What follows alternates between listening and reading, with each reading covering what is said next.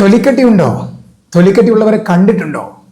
നമ്മുടെ രാഷ്ട്രീയക്കാരെയും സ്പോർട്സ് മേഖലയിലൊക്കെ ഉള്ള ആളുകൾ അപാര തൊലിക്കട്ടിയുള്ളവരാ. വളരെ ധൈര്യസമേതം അവരെ കളിയാക്കുന്നതിനെ, പരിഹസിക്കുന്നതിനെ ഒക്കെ അവർ നേരിടും. സധൈര്യം അവരുടെ ലക്ഷ്യത്തിലേക്ക് അവരെന്ത് ചെയ്യും? പ്രയത്നിച്ചുകൊണ്ടേയിരിക്കും. എന്താണ് ഈ തൊലിക്കട്ടി?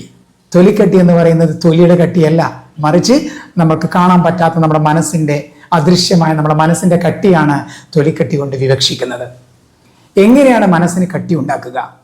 മനസ്സിന് കട്ടി ഉണ്ടായാൽ, കരുത്തുണ്ടായാൽ തീർച്ചയായിട്ടും ഏത് പ്രതിസന്ധിയെയും നമുക്ക് മറികടക്കാൻ പറ്റും. നമ്മുടെ പുതിയ തലമുറക്കും പഴയ തലമുറക്കും ഒക്കെ പലപ്പോഴും ഈ പ്രശ്നങ്ങൾ വരുമ്പോൾ ഒളിച്ചോടുന്ന സ്വഭാവം, കളിയാക്കലുകളെ മറികടക്കാൻ പറ്റാത്ത പ്രശ്നങ്ങളൊക്കെ നമ്മൾ പലപ്പോഴും കാണാറുണ്ട്. ചെറിയ വഴക്ക് പറയുന്നതിന് കുട്ടി ആത്മഹത്യ ചെയ്യുന്നു, ചെറിയ വിമർശനങ്ങളുടെ മുമ്പിൽ വാടി തളരുന്നു. ഇത്തരം പ്രശ്നങ്ങൾ ഉണ്ടാകുമ്പോൾ അതിനെ മറികടക്കാൻ ഈ തൊലിക്കട്ടി സാധിക്കും. അപ്പോൾ തൊലിക്കട്ടി ഉണ്ടാക്കുക എന്ന് പറഞ്ഞാൽ മനക്കെട്ടി ഉണ്ടാക്കുക. എങ്ങനെയാണ് മനസ്സിനെ കരുത്തുറ്റതാക്കി മാറ്റുക? കരുത്തുറ്റുള്ള മനസ്സുണ്ടെങ്കിൽ നമുക്ക് തീർച്ചയായിട്ടും ഈ പ്രശ്നങ്ങൾ മറികടക്കാൻ പറ്റും. മനസ്സിനെ കരുത്തുറ്റതാക്കാൻ ചെയ്യേണ്ട പ്രധാനപ്പെട്ട കാര്യം ട്രെയിൻ യുവർ തോട്ട്സ് എന്നതാണ്. നിങ്ങളുടെ ചിന്തകളെ നിങ്ങൾ എന്ത് ചെയ്യുക? പരിശീലിപ്പിക്കുക. എങ്ങനെ പരിശീലിപ്പിക്കണം? നമ്മുടെ ചിന്തകൾ ഏതൊക്കെയാണ്?